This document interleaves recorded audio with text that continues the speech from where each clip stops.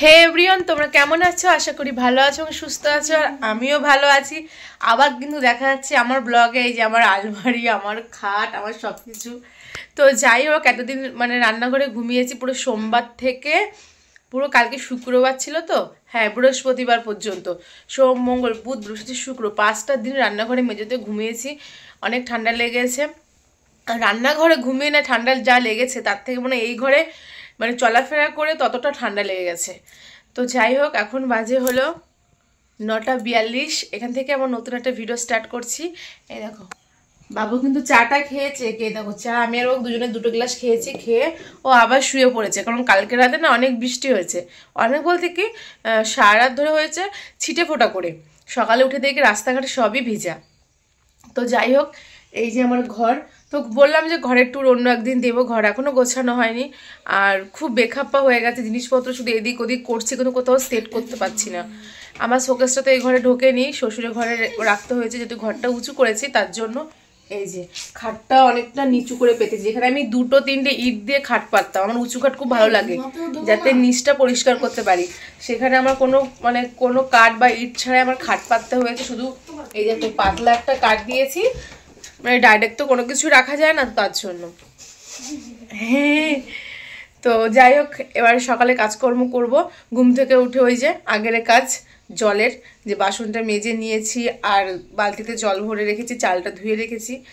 এবার বাদবাকি কাজগুলো করব। কালকে শুতে 12:30 বেজেছিল। আমাদের কাছে 12:30 মানে অনেক রাত। অনেকজনের কাছে 12:30টার সময় তারা খায় বা ঘুমোয়।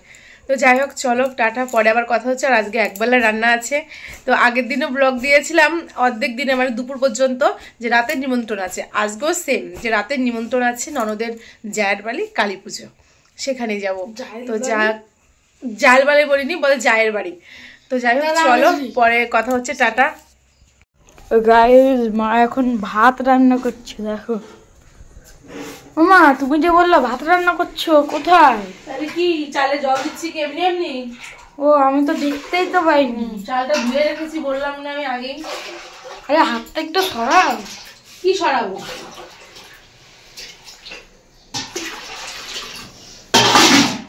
চালটা তো ধুয়েই রাখি সকালবেলা। এই যে বসে গেল, এই যে বসা, আর এই যে সয়াবিন। আজকে শনিবার না, নিরামিষ। ওই যে দেখতে পাচ্ছ ডাল। গাইস, সয়াবিন খেতে খেতে সয়াবিনের বাটি জমিয়ে ফেলেছি 13টা।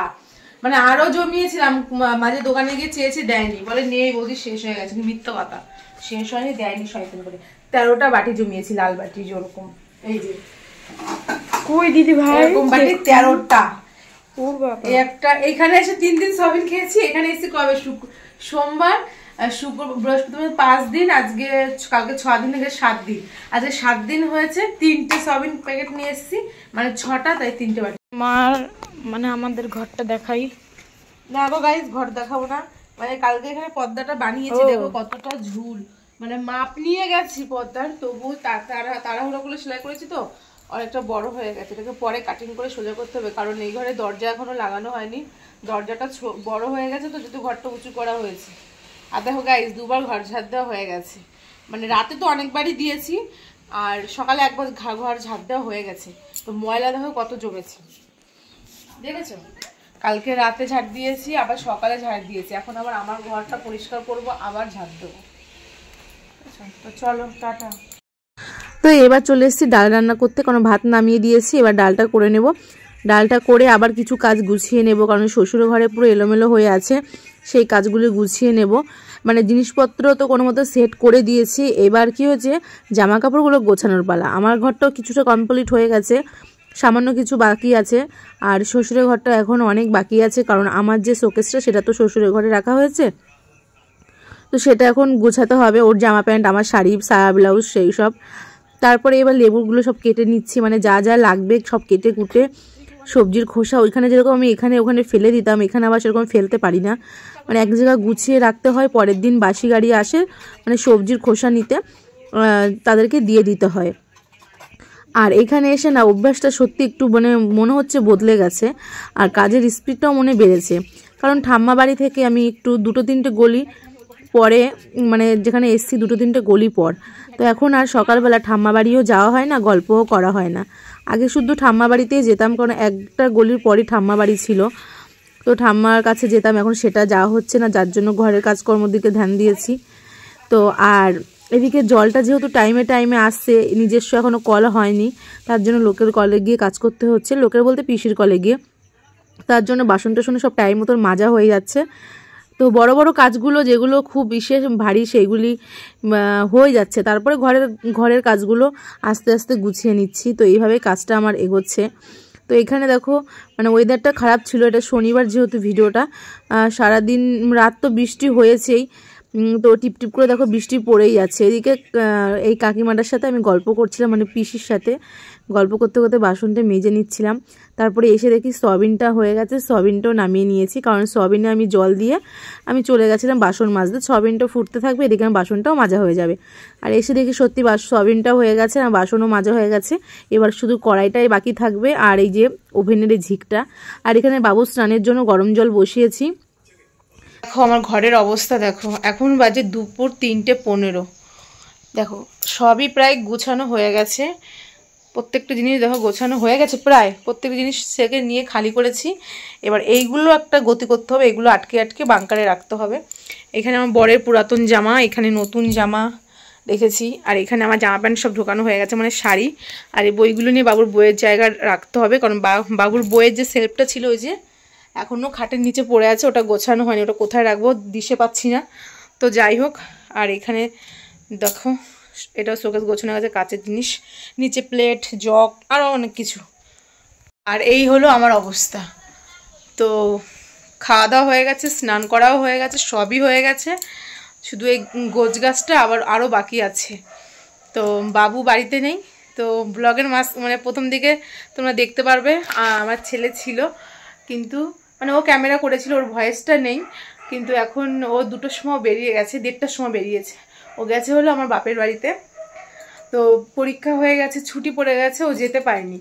তো মানে কে নিয়ে যাবে, তার জন্য অত দূর তো, আর আমরা অনেক কাজে ব্যস্ত ছিলাম, যার জন্য আমরাও নিয়ে যেতে পারিনি। তো আজকে আমার ভাই যাচ্ছে, আমার পিসির ছেলে, ওর সঙ্গে পাঠিয়ে দিয়েছি, ও আবার এখানে কাজ করে। তো যাই হোক, চলো আবার এইটুকু করে নিই, তারপর আবার কথা হচ্ছে। টাটা। এদিকে জিনিসপত্র গোছাতে গিয়ে একটা ব্যাগ আমার হাতে পড়লো, এটা লাঞ্চ বক্স হবে। তো এটা যখন ভাইয়ের জন্মদিন হয়েছিল, ভাইয়ের গিফট পেয়েছিল, তো কাকি ওটা ব্যবহার করেনি, আমাকে দিয়ে দিয়েছে। আর দুর্ভাগ্যবশত আমারও কোনো ব্যবহার করা হয়নি, তো জানি না কবে ব্যবহার করতে পারবো কি না।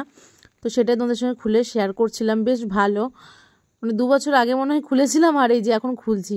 তো 2টো বড় বড় টিফিন কারি আছে, আর একটা ছোট।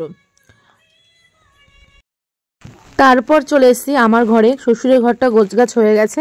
আমার ঘরে বাকি ছিল, বললাম না অল্প একটু কাজ, সেটা হচ্ছে ফ্রিজের কাজটাই বাকি ছিল। ফ্রিজের সব কিছু বের করে নিয়েছি ধোয়ার জন্য, আর এদিকে ফ্রিজটা আমি ভালো করে কমফর্ট দিয়ে সার্ফ দিয়ে মুছে নিচ্ছি, যেহেতু অনেকদিন বন্ধ ছিল, একটু কমফর্ট দিলে ভালো ভালো গন্ধ বেরোবে, তার জন্য দিচ্ছি। আমি কিন্তু আগে কোনো দিন দিই না, আমি বেশিরভাগ কলিং দিয়ে মুছতাম যখন অল্প নোংরা থাকতো, আর বেশি হলে সার্ফ দিয়ে মুছতাম। তো একটু কমফর্ট দিয়ে নিয়েছি, এতে গন্ধটা ভালো বেরায়। আর এদিকে দেখো মোছা কিন্তু প্রায় হয়ে গেছে, শুধু এই দরজার সাইডটা মুছলেই হয়ে যাবে। আর এইদিকে দেখো কতটা নোংরা দেখেছো। তো গাইস, এখন আমি চলে এসেছি রান্নাঘরে। দেখো সেই ফ্রিজ পরিষ্কার করেছিলাম, সেইগুলি সব রয়েছে এখানটায়। আর এখন আমি বানিয়ে নেব চা। এই যে এখন এই যে দুধ, ছেলে বাড়ি নেই, 3জন মিলে আছি, তো চা খেয়ে নেব। খেয়ে দিয়ে তারপরে যাব রেডি হয়ে ননদের বাড়িতে, পুজো সেই উপলক্ষে। খাওয়ার সময় গেলে তো হবে না, একটু আগে যেতে হবে, একটু নাচাগানা করবো, ঠাকুর দর্শন করবো তারপরে। আর ওদিকে শ্বশুরমশাই পুজো দিচ্ছে, চলো দেখাচ্ছি। তো বন্ধুরা দেখো, আমার শ্বশুরমশাই এখানে পুজো দিচ্ছে, প্রত্যেকটা ফুল ঠাকুরকে উল্টো করে দিয়েছে, প্রত্যেকটা ফুল দেখো, দেখেছো? এটা কি উল্টো? তো ফুলের বোটাটা তো উপরের দিকে, বোটা থাকে নিচের দিকে, তাই দেখতে তো সুন্দর লাগে। এই যে হ্যাঁ, যেরকম করে শিব ঠাকুরটা দিচ্ছ, এরকম করে দিতে হয়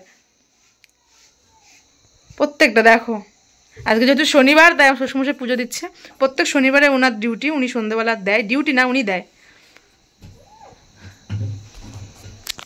তো দেখো এই যে টুনি দিয়ে আবার সাজিয়েছে। তো তো আমার ঠাকুরটা মানে আজকে 1 সপ্তাহ পর মানে প্রাণ ফিরে পাচ্ছে। 1 সপ্তাহ পুরো একটা বালতির মধ্যে ছিল, এতটা অসুবিধা হয়েছিল। আমাদের সঙ্গে সঙ্গে ঠাকুরেরও হয়েছে অসুবিধা, গোলা গোলা আসছে। তো আমার চা কমপ্লিট হয়ে গেছে, দেখতে পাচ্ছ টকবক করে চা ফুটছে। কি দেখতে পাচ্ছ? তো সন্ধ্যাবেলা এখন বাজে হলো 6:59। কাদের কাদের চা খাওয়া হয়ে গেছে কমেন্ট করে জানিও। এদিকে আমার শ্বশুর মশাইয়ের পুজো দেওয়া হয়ে গেছে, চলো দেখাচ্ছি। বড় কি করে এদিকে এটা লাগিয়েছি, ওই ঘরেও ছিল, ওটা আনিনি, নষ্ট হয়ে গেছে। যেহেতু দুটো ছিল তার জন্য ওটা আর কদর করিনি, ফেলে দিয়ে এসছি। ও শ্বশুর নিয়ে এসেছিল পুরী থেকে। সব উল্টো উল্টো সব প্রদীপ আবারও উল্টো, প্রদীপটাও উল্টো রাখছে। প্রদীপটা ওদিক ঘুরে দাও।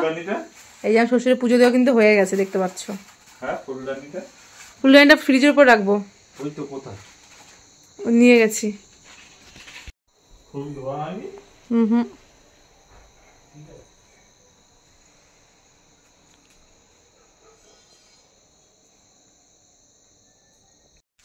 সারাদিন পর দেখো পেটটির মতন বসে খাচ্ছি, মানে চুলটা ভিজা ছিল, অল্প চুল যদিও, তবুও একটু ভিজা ছিল। তো আজকে যেহেতু শনিবার পুজোতে যাব, তো তার জন্য শ্যাম্পু করেছিলাম আর চুলটা গুটিয়ে সব কাজকর্মগুলো করেছিলাম তার জন্য। তো এই যে গাইস আমি রেডি হয়ে গেছি। তো ঠান্ডায় ভেবেছিলাম চুড়িদার পরে যাব, তো যেহেতু পুজোর বাড়ি তো ওই জন্য শাড়িটা একটু গলিয়ে নিলাম, দেখতে পাচ্ছ।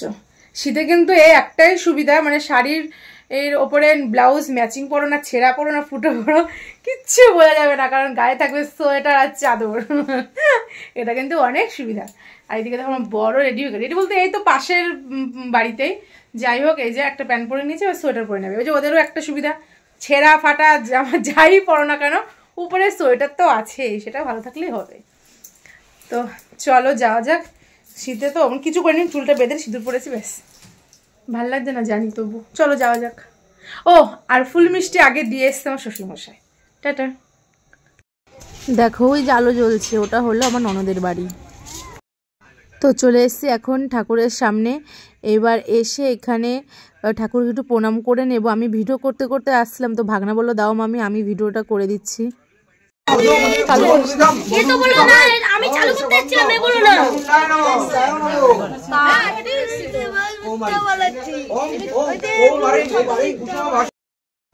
তো গাইস সবার সঙ্গে গল্প টল্প করে এবার চলে যাচ্ছি আমরা খেতে। তো এই দেখো আমার ননদ আর নন্দাই এখানে সবাইকে খিচুড়ি পার্সেল দিচ্ছে, মানে প্রসাদ যারা যারা নিয়ে যাবে তাদেরকে, বা যারা প্রসাদ দিচ্ছে পাতাতে তাদের। আর এখানে আমি আর আমার বর মশাই অনেক খেতে বসে পড়েছি, কারণ আমাদের বসে খাওয়ার নিমন্ত্রণ ছিল। তো যাই হোক এই যে আমার বর আমি খাচ্ছি, আর এখানে দেখো আমার ননদ এসে আমাদেরকে তরকারি দিচ্ছে, তারপরে একটা বিয়ে এসে আমাদেরকে খিচুড়ি দিয়ে গেল। তো এই ওর বাড়ির পুজো এই ঠান্ডা ওয়েদারে আর এরকম গরম গরম খিচুড়ি, তাও আবার মায়ের প্রসাদ, কার কার ভালো লাগে অবশ্যই কিন্তু কমেন্টে জানি। আমার তো বেশ ভালো লাগে এরকম ধোয়া ওঠা গরম গরম খিচুড়ি। আর এখানে খেতে খেতে কিন্তু মায়ের মুখ দেখা যাচ্ছিল, মানে জানলার পাশে আমরা খেতে বসেছিলাম। তারপরে আমি যেহেতু একা হাতে ভিডিও বানাচ্ছিলাম, তো আমার ভাগনা বললো, মানে ননদের ছেলে, যে মামি দাও আমি ভিডিও বানিয়ে দিচ্ছি। ওনা খুব ভালো, মানে আমাকে ভিডিও করতে দেখলেই বলে মামি দাও আমি করে দিই, ওকে বলতে হয় না বাবু করে দিই, যেরকম আমার ছেলেকে বলতে হয় বাবু ফোনটা ধরে দে। তো ফোনে দেখো ক্যামেরা করছিল। তো যাই হোক আজকে ভিডিওটা তোমাদের কেমন লেগেছে অবশ্যই কমেন্টে জানিও, ভালো লাগলে লাইক কমেন্ট শেয়ার করো। আর যারা এই ফেসবুক থেকে দেখছো তারা অবশ্যই ফেসবুক পেজটা ফলো করে দিও, আর যারা ইউটিউব থেকে দেখছো তারা অবশ্যই আমার চ্যানেলটি সাবস্ক্রাইব করে দিও। টাটা, দেখা হচ্ছে অন্য কোনো ব্লগে, ততক্ষণ তোমরা ভালো থেকো, সুস্থ থেকো।